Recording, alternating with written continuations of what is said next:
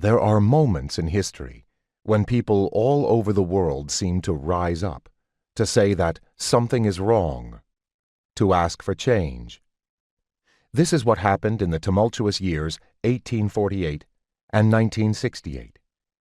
Each of these years of upheaval marked the beginning of a new era.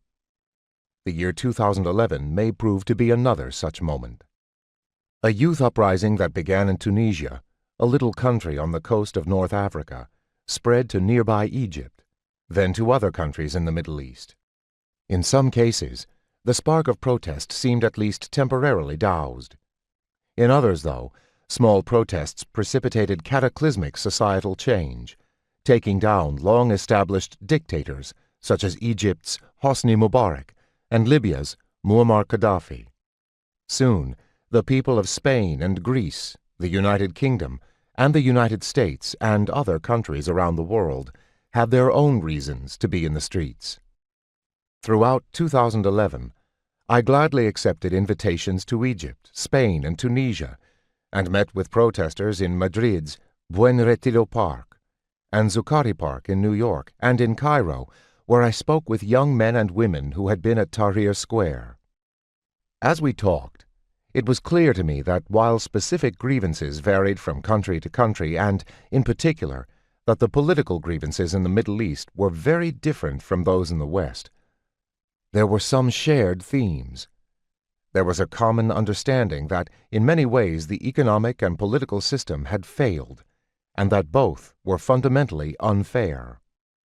The protesters were right that something was wrong.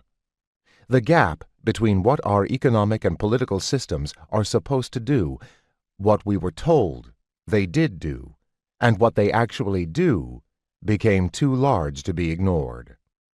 Governments around the world were not addressing key economic problems, including that of persistent unemployment. And as universal values of fairness became sacrificed to the greed of a few, in spite of rhetoric to the contrary, the feeling of unfairness became a feeling of betrayal. That the young would rise up against the dictatorships of Tunisia and Egypt was understandable. The youth were tired of aging, sclerotic leaders who protected their own interests at the expense of the rest of society. They had no opportunities to call for change through democratic processes. But electoral politics had also failed in Western democracies.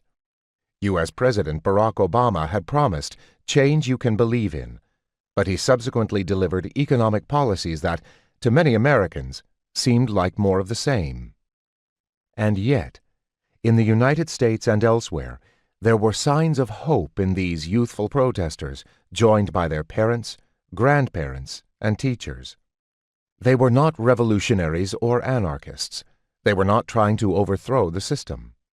They still believed that the electoral process might work, if only governments remembered that they are accountable to the people.